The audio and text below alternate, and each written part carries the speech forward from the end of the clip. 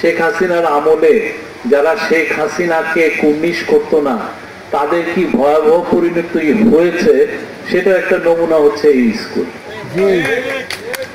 আপনি এত ভালো ভালো স্টুডেন্ট এই স্কুলের থেকে বের হয়েছে, অথচ দেখেন এখন এইখানে এমন একজন যার কনস্টিটিউয়েন্সি এখানে উনি স্পেন্ডিং করবেন না, এখানে টাকা দিবেন না, এটা ওনার দেশ না, এটা ওনাকে ওনাদেরকে ভোট দেয় না হয়তো বা এইটার জন্য এদেরকে পানিশমেন্ট দাও। শেখ হাসিনার আমলটাই ছিল এরকম। সেই আমলে আপনি দেখেন পুরো সমস্ত যে ব্যয় নিয়ে গেছে কোথায়? গোপালগঞ্জে,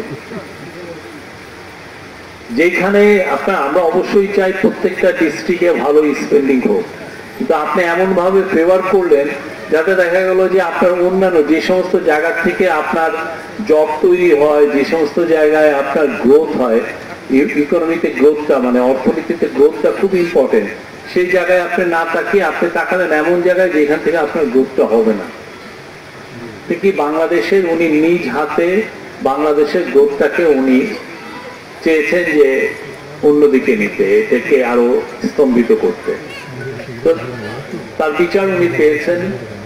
এই স্কুলও অবশেষে তার যে রিকোয়ার্ড যেটা ফান্ডিং দরকার, এটার যে চারতলা হওয়া দরকার, সেটা আজকে থেকে এই যাত্রাটা শুরু হবে। এবং আমরা যখন চলে যাব, আমরা তো এই গভর্নমেন্ট ফেব্রুয়ারি নিয়ে মধ্য ফেব্রুয়ারির মধ্যে এই গভর্নমেন্ট ইলেকশন দিয়ে চলে যাবে, তাতে একদিন এসে আমি আর আজাদ এসে দেখে যাব যে কেমন হলো স্কুলটা।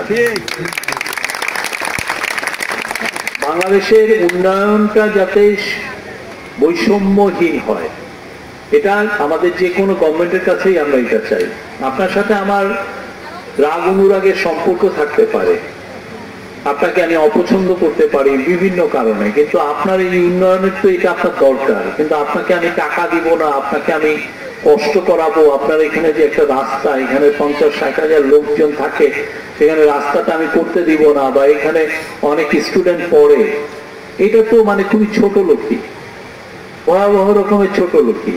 পুরো শেখ হাসিনার আমলটাই ছিল ছোট লোকিতে ভরা। তা আমরা এইরকম যেটা ইঞ্জিনিয়ার সাহেব বললেন, এরকম আরো 111টা স্কুল হচ্ছে বাংলাদেশে, এরকম আরো স্কুল আমাদের দরকার, বড় বড় কলেজ দরকার।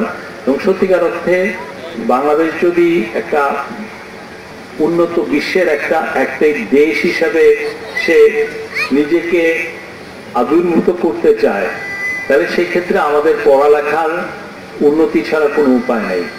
আপনি জানেন চায়নাতে ওরা AI পড়াচ্ছে। AI হচ্ছে কম্পিউটার একটা আর্টিফিশিয়াল ইন্টেলিজেন্সের সফটওয়্যার, বা এটা আপনি যেভাবে ডিসক্রাইব করেন না কেন, AI ওরা পড়াচ্ছে যাতে তাদের ছেলে মেয়েরা পুরো পৃথিবী ব্যাপী এই টেকনোলজি